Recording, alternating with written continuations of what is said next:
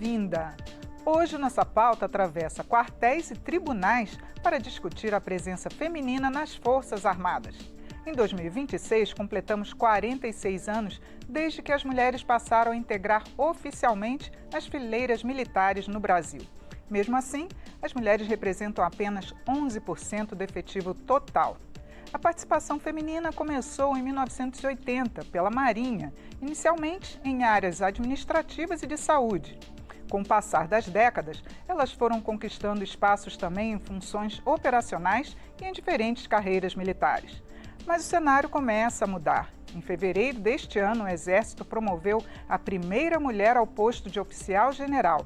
Além disso, 2025 registrou um número recorde de mais de 34 mil voluntárias interessadas no alistamento militar.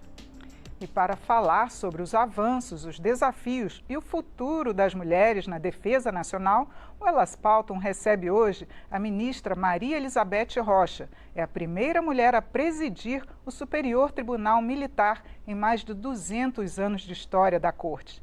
E também a deputada Laura Carneiro, do PSD do Rio de Janeiro. Ela é coordenadora adjunta da Secretaria da Mulher e autora do projeto de lei que instituiu a prestação voluntária do serviço militar para mulheres. Muito bem-vindas, muito obrigada por atender o nosso convite. Muito obrigada. Eu começo pela senhora, ministra Maria Elizabeth, para a senhora falar um pouquinho dessa experiência, o que é institucionalmente para a mulher essa conquista, né, num tribunal, a senhora vir a presidir um tribunal militar. Foi um desafio, sem dúvida nenhuma, mas eu encaro mais do que isso como um abrir de portas para as jovens mulheres que virão depois de mim. E falando sobre a incorporação hoje das voluntárias ao serviço militar, eu quero parabenizar a deputada Laura Carneiro. É realmente uma conquista cidadã, porque afinal a defesa da pátria é um direito e um dever de homens e mulheres, brasileiros e brasileiras. E mais do que isso, não é? Representa um avanço civilizatório com relação aos nossos direitos políticos e civis. Porque a coragem, ela não tem gênero. E é importante que as mulheres se conscientizem de que o seu papel dentro da sociedade é em qualquer lugar onde ela deseja estar. Veja só que absurdo, quando o Brasil foi para a Segunda Guerra Mundial, para a Itália, não é? Ele teve que convocar mulheres para o corpo de enfermagem, porque até então inexistia. E só depois que essas mulheres voltaram da guerra, é que o presidente Getúlio Vargas conferiu a elas, estendeu a elas os direitos que os soldados da Força Expedicionária Brasileira já tinham adquirido. Então, os nossos direitos sempre são atrasados em relação aos direitos masculinos, né? E isso foi, sem dúvida nenhuma, um progresso civilizatório imenso, deputada. Ministra, Regina, enfim, a todas que nos ouvem, eu queria dizer um pouco, primeiro dizer que a coragem foi sua, né? Ser mulher no Tribunal Militar e ser candidata a presidente desse tribunal merece todo o aplauso, não só das deputadas, mas de todas as mulheres do Brasil. Muito obrigada. Porque agora a gente tem no Poder Judiciário militar uma mulher com a sensibilidade de entender a importância da nossa participação, de uma maneira geral.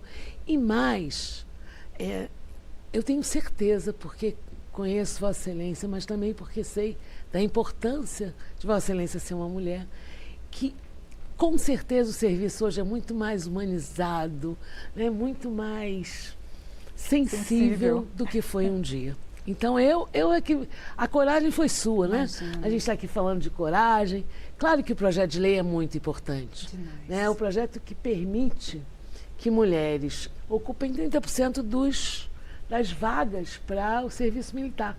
Dizendo assim, mas se não tiverem 30% de mulheres, se elas não se inscreverem, não tem problema, a gente pega os homens. Mas a prioridade daqueles 30% tem que ser da mulher. E a gente não precisou nem votar o projeto. A compreensão do ministro Zé Múcio foi tão importante que ele aderiu ao projeto de lei e implantou. Então, hoje, o que foi um início através da Marinha, hoje todas as forças entenderam a importância. Outro dia eu fui no Rio, na formatura de mulheres que trabalham com blindados. Eu fiquei apaixonada, porque elas são... É isso, nós mulheres somos capazes de presidir um tribunal militar, como são capazes de dirigir um carro blindado, né, um blindadão, e eles são gigantes, como é capaz de qualquer coisa, desde que... Um caça, claro. São os caças. Nós somos capazes de qualquer coisa, né, que não dependa da nossa força física, porque essa é diferente, organicamente diferente. Mas se depender apenas do nosso esforço pessoal, da nossa mente, da nossa qualificação, nós podemos fazer tudo, né? Em qualquer lugar cabe uma mulher. Bom, nós temos alguns dados aqui sobre a participação das mulheres nas Forças Armadas que eu gostaria de ilustrar aqui o nosso programa. Bom, esses dados de 2025, e nós já temos 37.602 mulheres que já estão nas Forças Armadas, mas é um número que ainda são só 11% do total das forças, né? Que é de 342.155 militares da ativa. E as diferenças também nas forças, que 6,7% só no Exército, apesar de ter um contingente grande, 12% na Marinha e 22,2% na Força Aérea. A Marinha começou primeiro, mas a ultrapassou. Força Aérea... Mas isso tem uma explicação. É porque, apesar da Marinha ter sido a primeira força a receber mulheres nos seus contingentes, a Força Aérea foi a primeira que autorizou que as mulheres pudessem pilotar os caças e entrarem, né, para a arma-fim, que é a arma de aviação, que propicia a promoção ao generalato de 4 estrelas. A Marinha só autorizou em 2017, salvo erro, que as mulheres ingressem na escola naval, e hoje elas podem concorrer em condições de igualdade com os homens, e o Exército posteriormente. As mulheres hoje entram na Academia Militar das Agulhas Negras, a elas foi permitido, mas as mulheres no Exército ainda não podem entrar nas chamadas armas de combate, na artilharia, na infantaria, na cavalaria e na engenharia, né, as mulheres ainda não podem concorrer. E o que eu acho, de uma certa forma, desigual, porque a guerra hoje, ela tem outra feição. A guerra hoje não é mais de trincheiras, não é? O combate não é mais com metralhadoras e com armas. Que fosse. E mesmo ela é capaz. Ela é capaz. Ela é capaz. Não é? E hoje, com a inteligência artificial, com a tecnologia, uma mulher não sabe operar um drone, uma mulher não tem capacidade para programar. Não é? Não que eu defenda a guerra, muito pelo contrário, eu sou pacifista. Mas o fato é que hoje as mulheres podem estar presentes em qualquer lugar, porque tem espaço e, a despeito das nossas diferenças físicas e fisiológicas, orgânicas, não é? Nós podemos estar, porque também o mundo mudou muito. Bom, e nós temos também uma outra tela aqui, nas Forças Armadas em 2026, que o ingresso de mulheres na Marinha foi de 157, nós estamos no início do ano, mas nós já tivemos 157, no Exército 1.010, na Força Aérea Brasileira 300 mulheres, um total de 1.467 mulheres que entraram esse ano para os serviços das Forças Armadas, né? Deputada, a senhora, quando apresentou o projeto, a senhora tinha a dimensão desse número, porque ultrapassou em muito o número de candidatos, né? Mais de 34 mil candidatos para 1.000 e poucas vagas. O que representa essa dimensão toda de uma procura tão grande das meninas para as Forças Armadas? Eu acho maravilhoso, fico muito feliz de imaginar que as mulheres entenderam que elas podem também participar das Forças Armadas, que são muito importantes para o país e que elas têm essa possibilidade. Eu acho que a legislação, né, e o projeto de lei vem nesse tocante, e o decreto do ministro Zé Múcio, o objetivo é que as pessoas tenham a possibilidade a oportunidade para. É preciso que o cidadão, de uma maneira geral, homem ou mulher, não interessa, tenha a chance de se formar, de se qualificar, de ocupar o mercado de trabalho em qualquer uma das áreas. Esse foi o objetivo do projeto. Não podia ser uma reserva de contingência dos homens, porque as mulheres também podiam, eventualmente, participar daquele trabalho, até porque aqui, graças a Deus, ministra, nós ainda vivemos num país da paz, né? Onde todos os profissionais das Forças Armadas têm um outro papel, muito mais de defesa da soberania do que lutar na guerra. Sim, ministra, a senhora quebrou uma barreira de tantos anos, né? 200 anos da corte, e agora, pela primeira vez, presidida por uma mulher. Queria que a senhora falasse sobre o que altera, na perspectiva da instituição, no modus vivendi, digamos assim, do trabalho, do dia a dia desse tribunal. Eu acho que, antes de mais nada, Regina, o importante é mostrar para a magistratura feminina que nós temos direito a todos os acessos possíveis, como a deputada falou. A ideia de isonomia é exatamente isso.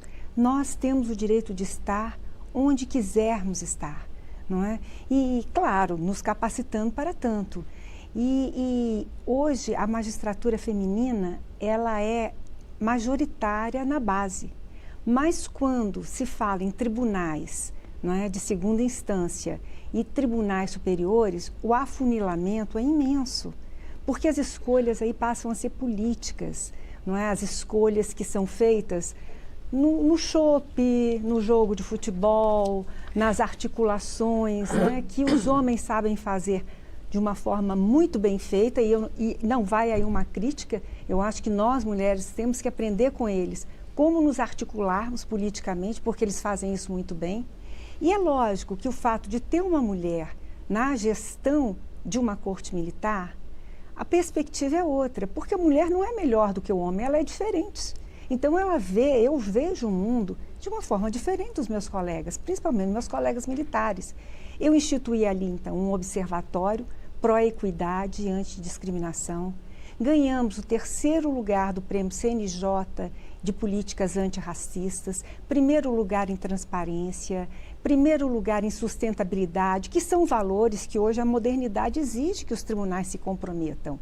E mais do que isso, esse nosso comitê, né, que criamos para buscar a efetiva igualdade, que eu também introduzi dentro da minha gestão, a minha gestão é plural, existem as pessoas mais diversas, mais alteras que você pode imaginar, de neurodivergentes, a orientações sexuais variadas, exatamente para dar o exemplo de fazer aquilo que eu prego, aquilo que eu acredito, né? Nós podemos oferecer, né, um guia de licitações e contratos que, claro, privilegie o interesse público, mas que as empresas escolhidas tenham um cuidado maior com mulheres vitimizadas pela violência. Estamos realizando agora a 3ª audiência pública, que vai tratar sobre o letramento antidiscriminatório, né, de gênero e raça dentro das escolas de 1º grau, escolas militares e escolas civis. Enfim, nós estamos buscando aprimorar, né, o sentido que a Constituição dá à ideia de isonomia, de igualdade, de fraternidade, porque a Constituição é muito generosa. Não é? E é preciso apenas que nós, do Judiciário, que temos uma incumbência de dizer o direito, que nós concretizamos essas garantias. Inclusive, deputada, gostaria de dizer à senhora que o Superior Tribunal Militar ofereceu a sua web, a sua base, eu não sei me explicar direito porque eu sou uma mulher do século passado. Eu também, mas enfim, não se preocupe. Nós estamos oferecendo a web para colher assinaturas de um projeto de lei para ter a paridade das mulheres na política. Porque eu acho que a cota hoje, ela restou e se demonstrou insuficiente. Hoje é 50%, 50%, é o que nós merecemos. Cotas de cadeiras? De cadeiras. De cadeiras. Isso é sensacional. Só no México. É paridade. Isso é paridade. Na Argentina também. E eu conheço a senadora que implementou, Liliana, não é? E Liliana Gurvitch me contou como foi difícil, foi na época do governo Menem, como foi difícil fazer essa construção. Isso foi feita na calada da noite, praticamente, porque senão os seus colegas parlamentares do sexo masculino não teriam aceitado, mas a Argentina conseguiu. Então, a história tem que avançar. E a história, eu tenho consciência, ela não caminha em saltos, ela é um processo continuado e muitas vezes ela até retrocede para poder avançar novamente. Mas nós temos que empurrar, né, o processo civilizatório, senão nós não avançamos. Olha, eu estou apaixonada pela ministra. Ela é maravilhosa. Imagina. Ela é maravilhosa. Vossa Excelência, deputada. Maravilhosa. Maravilhosa é Vossa Excelência que teve a coragem, né, de oferecer um projeto de lei que eu já falava sobre ele há tantos anos, que eu clamava há tantos anos e que nunca tinha sido oferecido até então. Agora, deputada, para as mulheres participarem nas Forças Armadas, estão vendo que é necessário uma infraestrutura diferente para acolhê-las, né? Eu tenho feito algumas emendas. Se tem projeto, porque orçamento, as instalações militares, elas não são apropriadas para as mulheres. O que o Congresso pode fazer junto com a defesa, né, para realmente viabilizar essa participação da mulher? O próprio orçamento do Ministério da Defesa, aos poucos, vai adequando os espaços. Eu cheguei a fazer algumas emendas para ajudar, né, vamos dizer, nos equipamentos do Rio, da Marinha, mas é óbvio que isso tem que ser um programa orgânico. Se você tem mulheres, você tem que ter banheiros femininos. Você tem que ter alojamentos disponíveis para aquelas mulheres.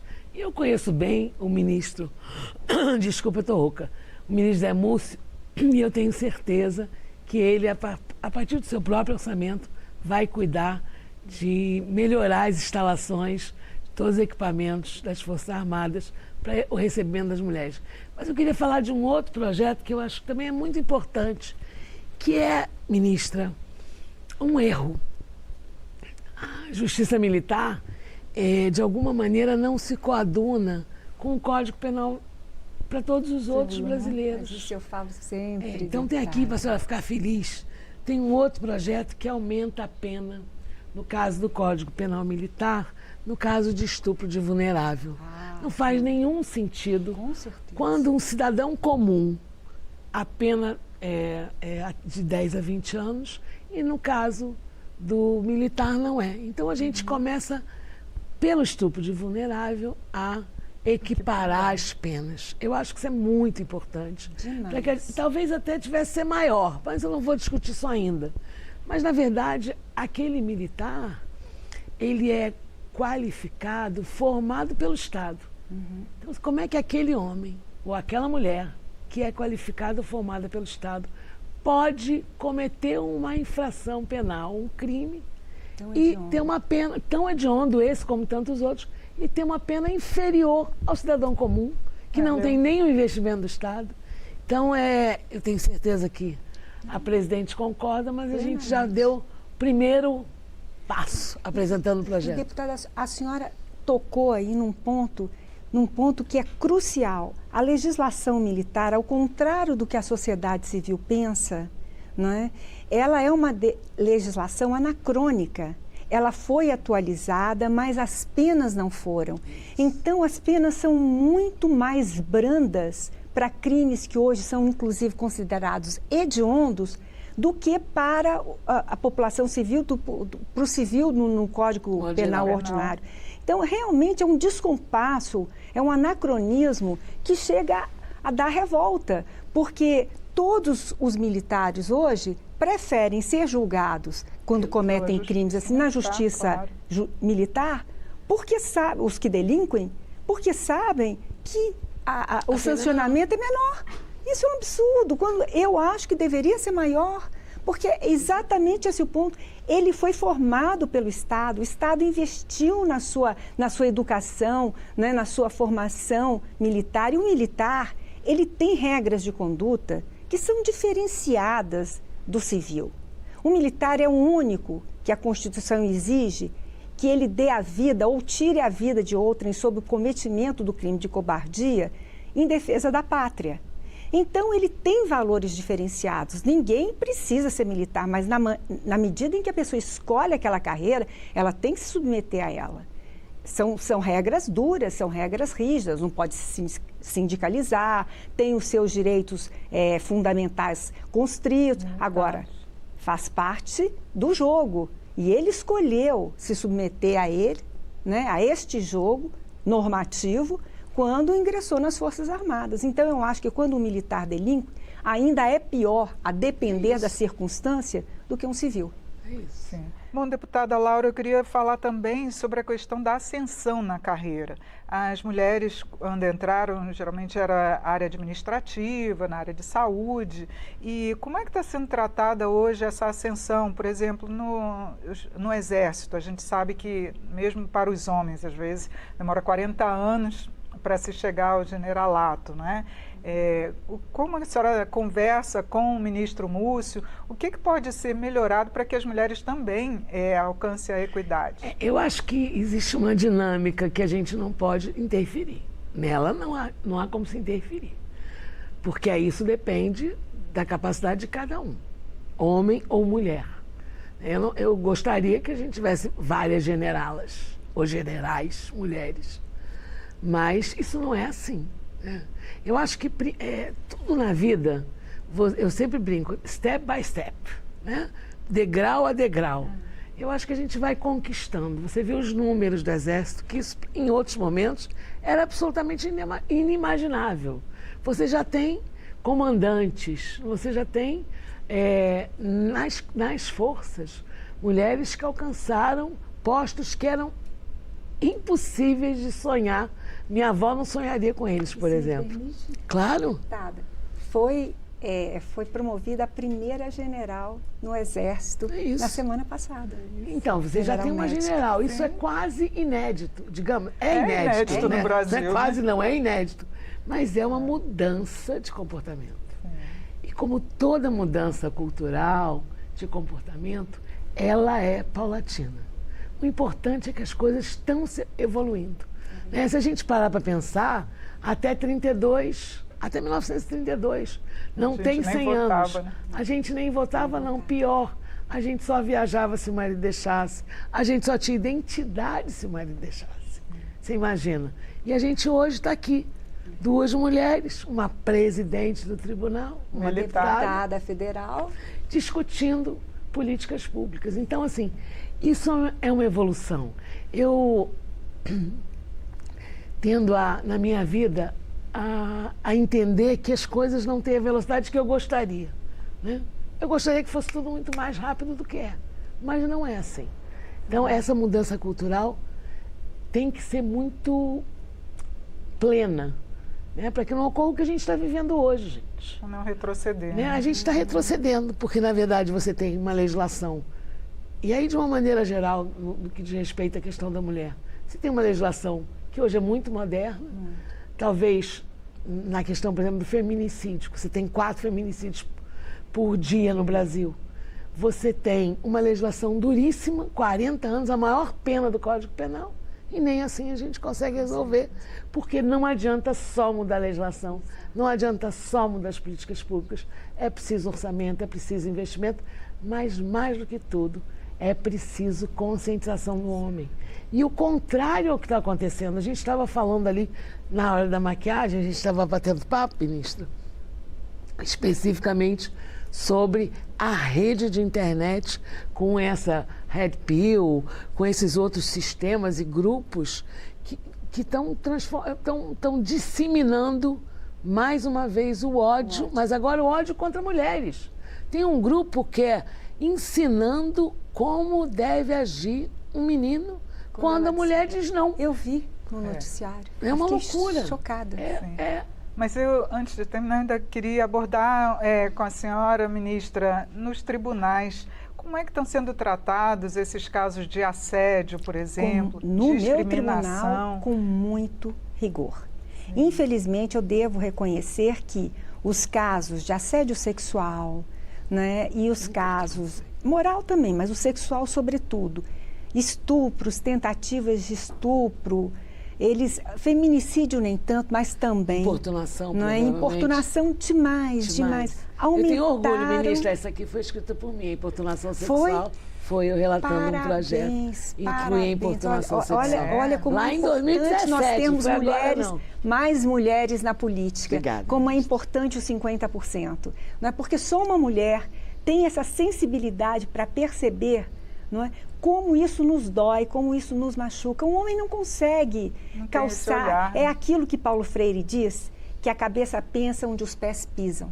Então, nós sabemos a dor de uma exclusão por questão de gênero, não é, de um assédio que incomoda, que perturba, não é uma cantada, não é um elogio, não se trata disso.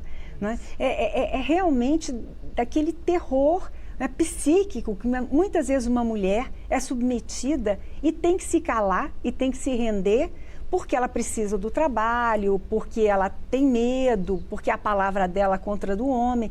Nós tratamos isso na Justiça Militar, e isso eu digo com orgulho, com muito rigor, dentro dos limites que a legislação nos permite. O fato, desculpe interromper, mas o fato de o tribunal ele ser híbrido, ou seja, tem militares e tem civis, isso também facilitou ter esse olhar? Não, nesse ponto eu tenho que ser justa. Os militares, eles repudiam esse tipo de comportamento. Os militares, eles não delinquem com muita facilidade. Você vê, nos criticam, não é? Porque nós, em comparação com a justiça penal comum, temos muito menos processos penais. Isso é lógico, nós estamos lidando ali com militares, eventualmente com civis que praticam delitos contra as Forças Armadas. Mas os militares, eles são organizações coesas, são organizações que se subordinam ao princípio da hierarquia e da disciplina. Nós não estamos tratando aqui de PCC, de FARC, nós estamos tratando de homens armados investidos no monopólio da força legítima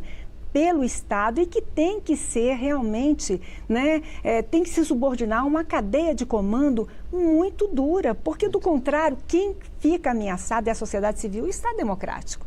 Então, eu brinco com meu marido, que é general, que as Forças Armadas são instituições antidemocráticas no seu cerne, não é? Porque um soldado jamais vai discutir com um general qual é a melhor estratégia, ali não existe gestão participativa, não é? Para defender a democracia. E isso é necessário em qualquer lugar do mundo, é assim. Não é? Então, nesse sentido, os militares são muito duros e eles repudiam atos dessa natureza que triplicaram. Eu estou lá há 19 anos, pode-se dizer. Logo que eu tomei posse, eu não julgava crimes dessa natureza, de natureza sexual.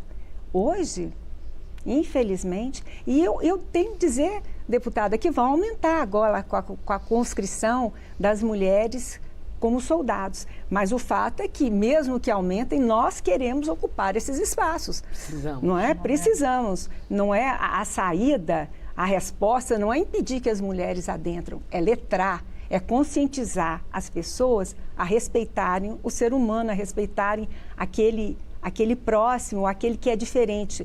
Porque eu sempre digo, a tolerância não é a concordância, não é a anuência. A tolerância é o respeito. Você não precisa concordar com o que o outro pensa, com o que o outro diz, como o outro vive, mas você é obrigado a respeitar, porque é o que impõe a nossa Carta Constitucional. E nós não estamos fazendo favor a ninguém. Isso é uma exigência, né, que eu penso do princípio da democracia que paira sobre todos nós. Com certeza. Nosso tempo já se encerrou. Mas foi muito aula, rapidinho. gente. Uma aula Tem com que Vossa transmitir Excelência, muitas né? vezes. Não, foi uma Deputada aula. Laura Carneiro, eu gostaria de agradecer a sua participação e pedir um minutinho das suas considerações finais, por favor. Eu acho que a ministra resumiu. A mulher pode estar onde ela quiser. E as relações são construídas a partir do respeito, da humanização. E a gente vive um momento de banalização da vida. É sobre isso que a gente tem que discutir, é isso que a gente tem que combater e entender que mulheres e homens convivem todos os dias. E que mulheres e homens têm que minimamente se respeitar. Se a gente tiver o respeito, todo o resto é simples de resolver. Ministra Maria Elizabeth, agradeço novamente a sua participação aqui. Foi uma honra para a gente. E as suas considerações finais, por favor. As minhas considerações vão ao encontro do que disse a deputada. Ou seja, uma democracia sem mulheres, eu costumo dizer, é uma democracia incompleta. Afinal, os homens ou são filhos, né? Ou são casados e têm filhas mulheres. Então, é preciso que a cultura do respeito, ela prevaleça, porque só assim nós poderemos ter uma convivência pacífica, uma convivência social, onde todos sejam iguais, que é o ideal de todos nós humanos. Muito obrigada. Eu conversei nesta edição sobre a participação das mulheres nas Forças Armadas. Você também pode acompanhar o Elas Pautam pelo YouTube da TV Câmara. Siga as nossas redes sociais, Instagram, X, TikTok e Facebook. Eu sou Regina Assunção, agradeço a você que nos acompanhou. Até a próxima!